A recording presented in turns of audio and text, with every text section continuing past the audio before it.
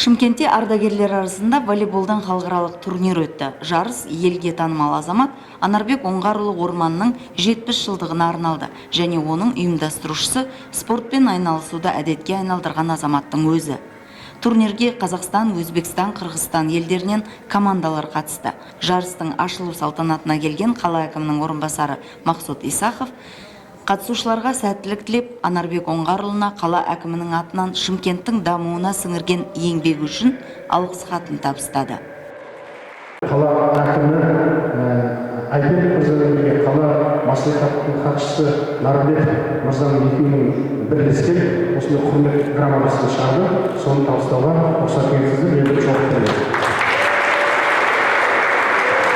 Құрмет грамотасы сөйлеушілер маркетингі бас директоры Орман Анарбек Оңғарұлы Шымкент қаласының әлеуметтік экономикалық дамуына қосқан үлесі және қаладағы сумен қамтамасыз ету жүйесін жаңартуға сіңірген айрықша еңбегі үшін Шымкент қаласының құрмет грамотасымен марапатталды. Шымкент қаласы мәслихатының хатшысы Нарымбек, Шымкент қаласының әкімі Айбек. Су ресурстары маркетинг жауапкершілігі шектеулі серіктестігінің басшысы Анарбек Орман мұндай ауқымды шараларды дәстүрге айналдырған. Оның үстіне ардагерлер арасындағы спорт сайыстарына ерекше көңіл бөледі.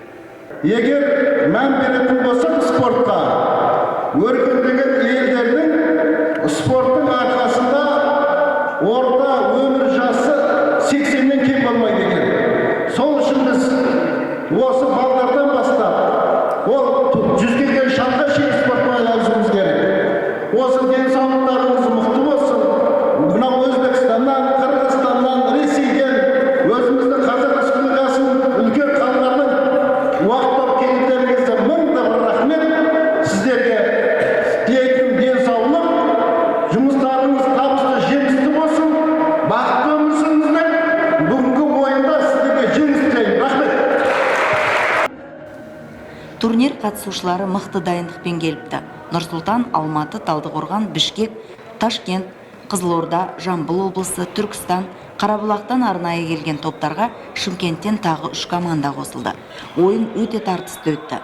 Жарыстың ортасына қарай ең епті деген 4 команда іріктеліп шықты. Ақтық ойындарға Шымкенттік ардагер және су ресурстары маркетинг, астаналық Атамекен Агро, сонымен қатар Ташкенттік спортшылар өтті. Осы турнирге шақырту алғанымызға қуана келдік. Бізді өте жақсы қарсы алды. Барлығы өте жоғары деңгейде ұйымдастырылған. Командаларда кілең мықтылар. Ардагерлер арасында осындай жарыстардың болғаны қандай жақсы, жастарға да жақсы үлгі болатындай шара деп ойлаймын.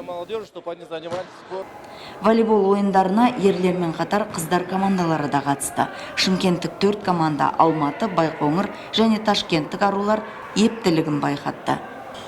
Анарбек Оңғарұлы мырзаға алғысымызды білдіреміз. Шымкентке бірінші рет келуім.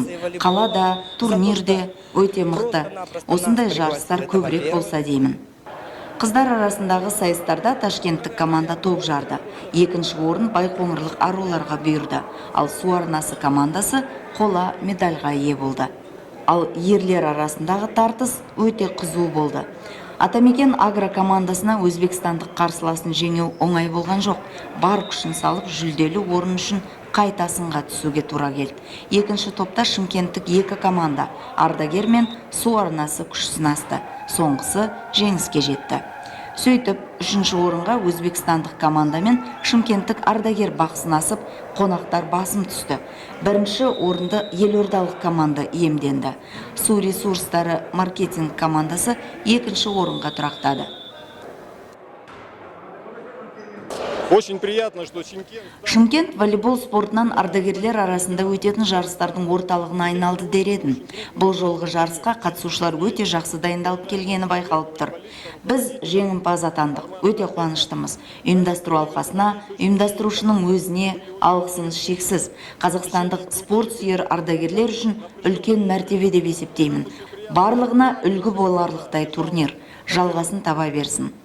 Турнир жеңімпаздарына бағалы сыйлықтар, қаржылай жүлде табысталды. Төрешілер әділ бағасын беріп, ойыншыларға жігер берді. Ең бастысы көтеріңкі көңіл күй сыйлаған жылы жүздесу болды. Ойыншылар да, жанкүйерлер де жақсы әсермен қайтты.